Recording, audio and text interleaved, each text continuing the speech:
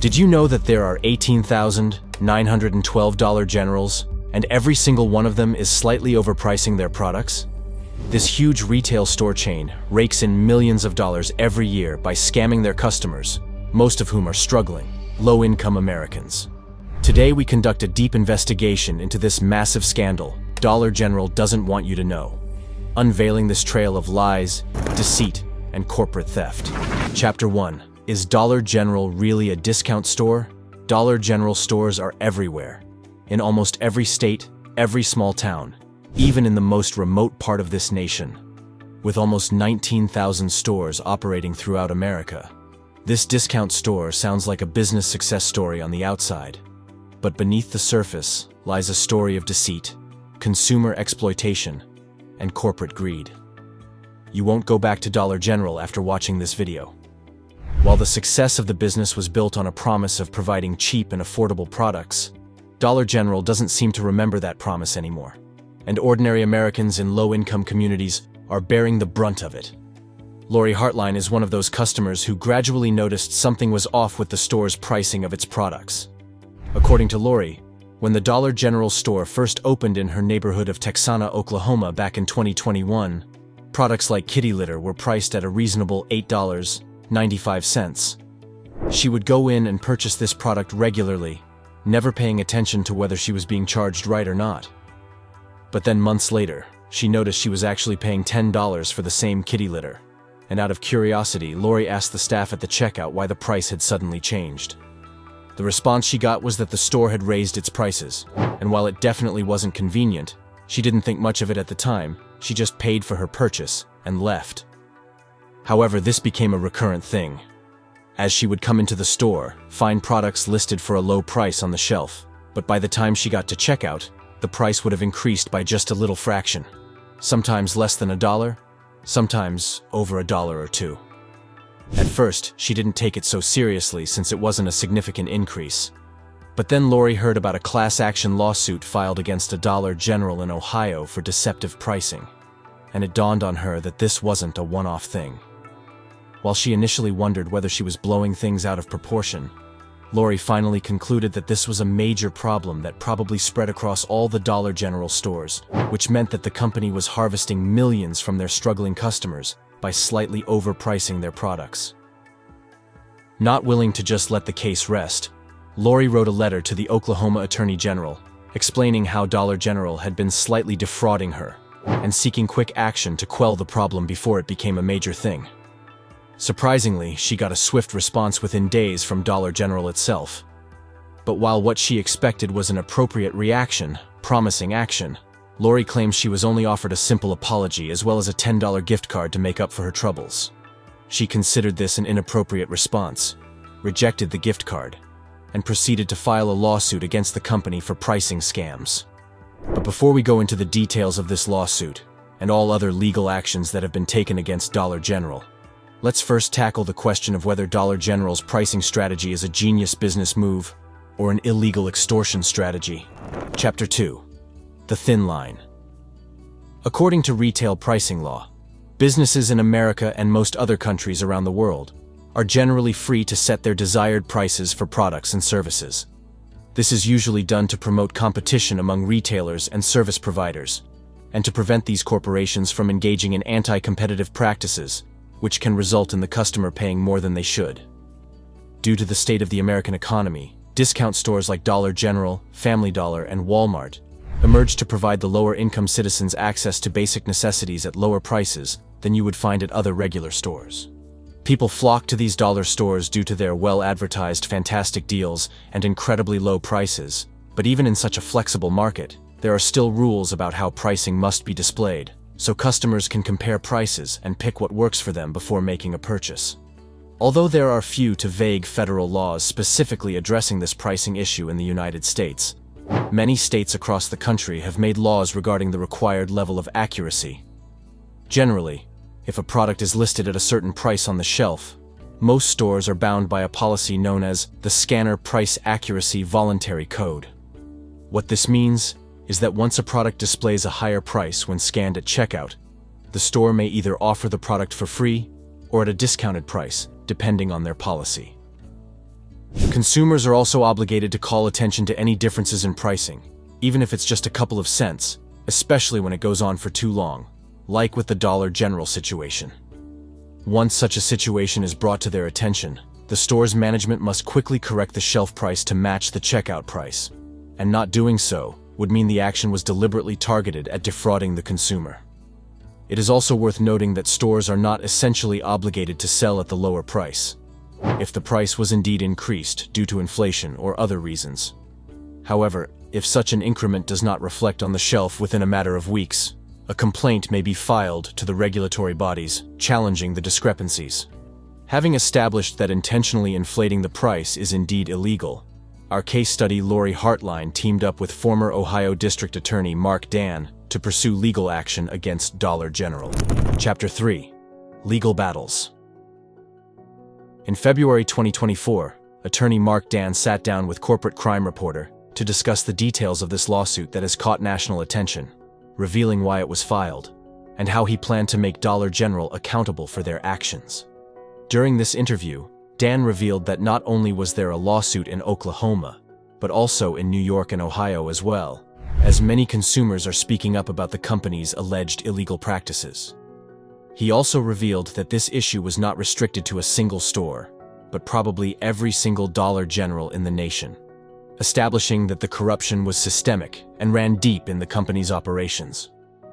He also revealed that although his firm had won a case against Dollar General in the past, the lawsuit wasn't about overcharging, but over the sale of an expired motor oil, which we'll get into later in this video.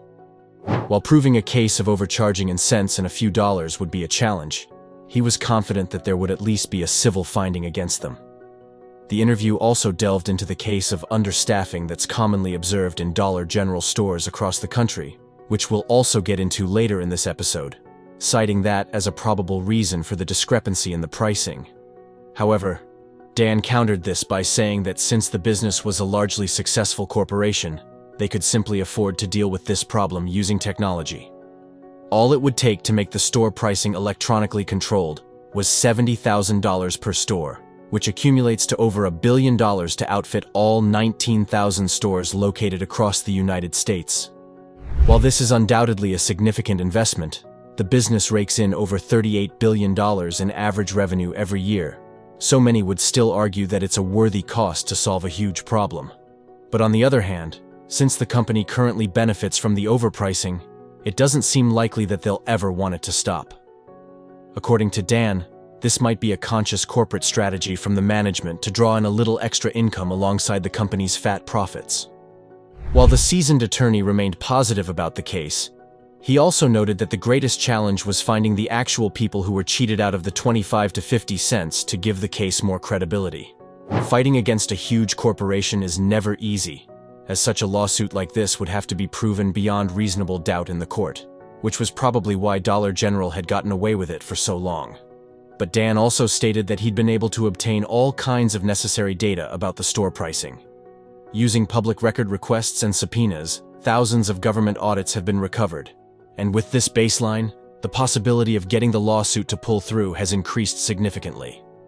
But the most significant question of all was how much Dollar General was really siphoning from its customers, which Dan valued at hundreds of millions of dollars. Considering the millions of slightly overpriced products being sold every single day out of every store nationwide, each cent and dollar multiplies to form a significant amount that makes the case even more concerning. With the case still in court, it's hard to predict whether Dollar General will face disciplinary actions or the whole scandal will be swept under the rug. However, this isn't the first time the grocery store chain has been slammed with a lawsuit, and it probably won't be the last. Chapter 4. A Trail of Lies and Deceit. Discount stores have always had a problematic image despite their seeming noble mission, but Dollar General appears to be dedicated to maintaining this image with their many scandals. Back in 2019, the company was hit with a fine of $1.2 million, alongside other discount retail chains like Dollar Tree and Family Dollar for selling expired products. It all began in March 2016, when investigators for the Attorney General's office in New York launched an undercover operation to uncover the unethical practices these stores have been secretly reported for. This 2-year operation spanned several dollar stores throughout New York, where the investigators found over-the-counter drugs that had been expired for months, but were still being sold to unsuspecting customers. According to New York law, sales of drugs beyond the expiration date marked on the label is prohibited and could attract a very heavy penalty. Beyond the legal implications, though, such practice could also be considered criminally negligent, as using these expired drugs exposed several New Yorkers to extreme danger and even the possibility of death. In addition, these officers posing as customers were sold a variety of obsolete motor oil with Dollar General branding. This included products like the DG SAE 30, which is generally unsuitable for automobile engines built after 1930, as well as DG SAE 10W40 and DG SAW 10W30 motor oil, both of which are unsuitable for engines built after 1988. However, Dollar General continued selling these products in 2016. To make them appear legit, the store would place them right beside other top-quality brands used in modern engines, without any shelf signs to indicate that these products could literally destroy your engines. Armed with these damning revelations, the New York District Attorney's Office filed a lawsuit against the three corporations, which eventually resulted in the heavy fine. But that wasn't the end. Dollar Tree, Family Dollar, and Dollar General were also required to make important reforms to their policies and procedures, which included the following. First, they had to incorporate a new electronic system of recording and tracking the expiration dates on the merchandise delivered to their distribution centers.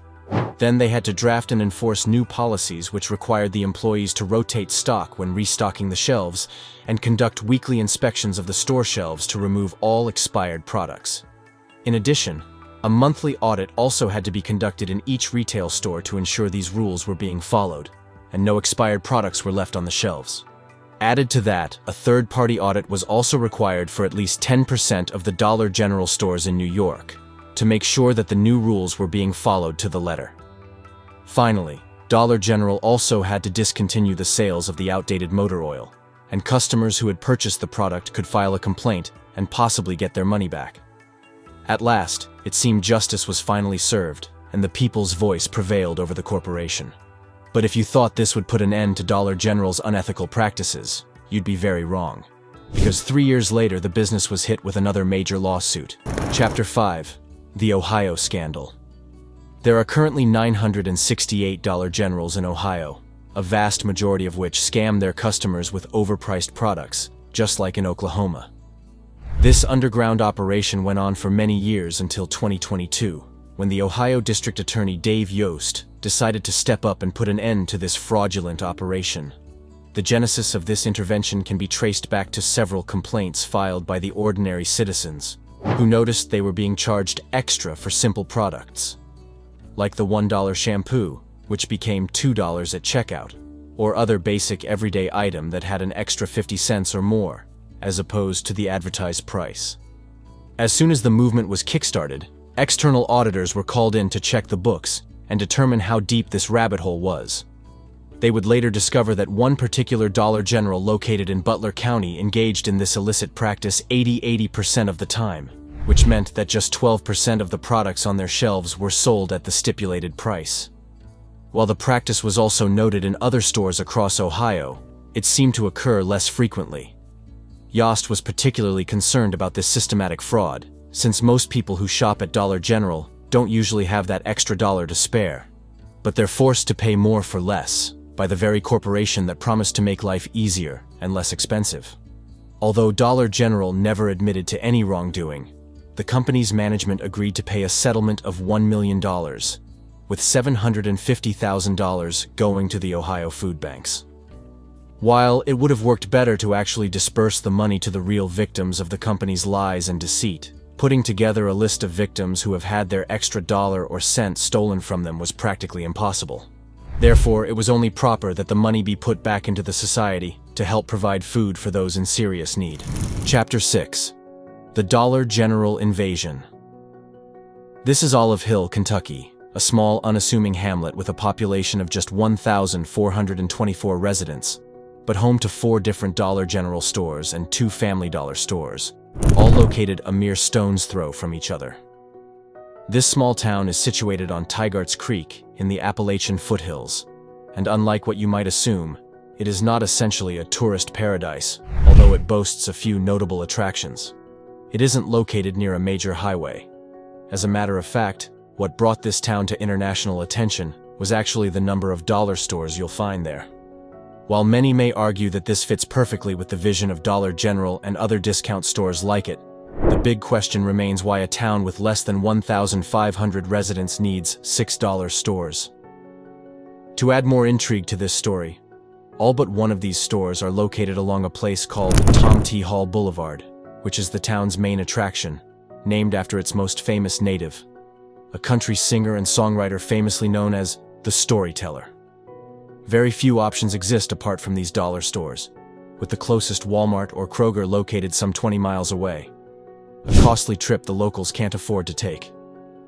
As gas prices soar past $4.20 a gallon, many of the residents, who make an average of $28,000 a year and live below the poverty line, cannot fill their tanks just to travel miles and miles away to a Walmart, and so they simply shop at the dollar stores. But unlike in the early days, these stores aren't exactly offering discount prices or cheap products. Generally speaking, Dollar General groceries cost the same, or sometimes even more than the average Whole Foods, except for some products. But most Americans don't mind because they're always so close by than other retail stores, a strategy that seems to be working for the business. To put things into perspective, there are over 4 times more Dollar Generals in the US than there are Walmarts, and by comparison over 6,000 more locations than McDonald's has restaurants, making them one of, if not the most densely distributed stores in the country. They achieve this by targeting economically disadvantaged communities, focusing on places where residents visit the store multiple times a week, rather than buying in bulk. Investigations by More Perfect Union revealed that Dollar General often charges premium prices for some select produce, like chicken, which in absolute terms is 40% cheaper at Dollar General, but sells at 52% more per pound than its cheapest competitor. This price difference is often masked by stocking smaller pack sizes, which means the customers pay more because they buy less. To make the Whole Foods comparison clearer, Dollar General offers chicken at $4.98 a pound, which is only a penny per pound cheaper than the nearest Whole Foods. But since most Americans who patronize Dollar General can't afford bulk purchases, the effect of this smart strategy doesn't really show. To better understand the effect a Dollar General has on a small community, we travel to the small town of Haven, Kansas, a struggling community with about 1,200 residents. Not surprisingly, the town boasts of a Dollar General, which most of the residents have taken as a sign that their community is dying. When the corporation arrived in Haven, they demanded that the council give them a $72,000 break on its utility bill, which is about how much it costs to the local library and swimming pool for a year.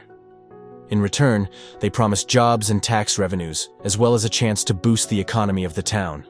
At first, the leaders were skeptical and didn't want to give in, but after considering all the options, they reached a compromise by offering half the amount to bring in a competition for their local grocery store.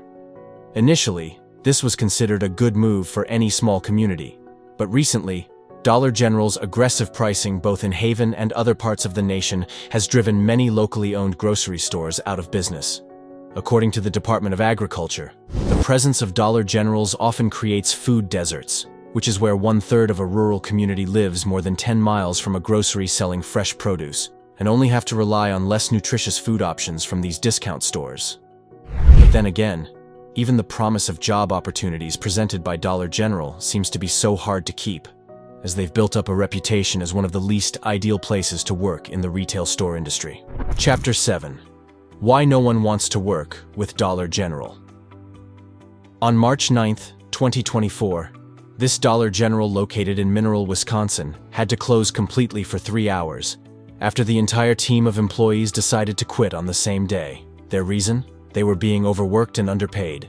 Trina Triboulet, the former general manager, claimed they've been talking about this move for the last couple of months, and it was the only reasonable thing to do after the company proved it wasn't interested in their welfare.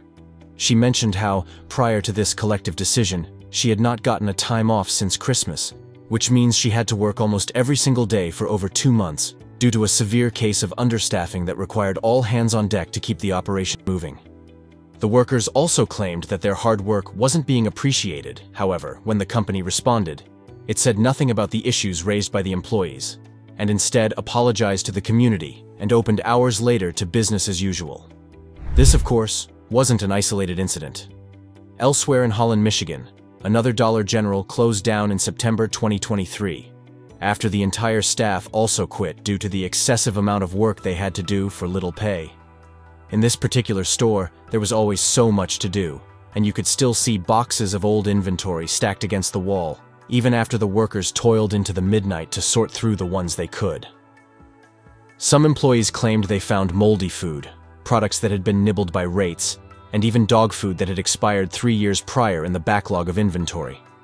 But after months of trying unsuccessfully to get extra help, the manager, 46-year-old Crystal Billett, finally walked out of the store, along with her 8 other employees. For the customers, they left a piece of paper with a handwritten message that read, "Closed until further notice," right under the "Now Hiring" sign. While these workers mentioned how they were passionate about their job, they had to call it quits due to the same issue that plagues almost every Dollar General in the United States: understaffing, backbreaking work, safety concerns, and low pay. For many years, the federal government has been calling the company out for this inhumane working condition, and as a matter of fact, they've accrued up to $21 million in fines since 2017 for this issue and many more. Over 243 inspections have been conducted at Dollar Generals nationwide, many of which they failed, revealing the extent of negligence that takes place in these stores. Experts have also pointed out how low staffing at the stores leads to a high crime rate, with over 200 cases of gun violence reported in Dollar Generals nationwide. Some locals have even stopped referring to the store by its usual name, and instead now call it Stop and Rob. With some stores being run by just 1 or 2 employees per day, it appears the corporation may be more concerned with building more and more stores, rather than developing the ones they already have. In addition, 92% of all Dollar General employees earn less than $15 an hour, according to the wage tracker of the Economic Policy Institute, which is considerably low compared to other retail stores. This brings us full circle to the issue we started with in this episode, as many people claim that the understaffing may be responsible for the incorrect pricing on the shelves. According to this argument, workers at Dollar General are already stretched thin with handling more responsibilities than they should, and so updating the price tag isn't usually high on their priority list. Will this ever change, though? Will Dollar General ever take its management practices as seriously as its plans to build a store in every block across America? We'll have to wait and see. Thank you for watching this video. See you in the next one.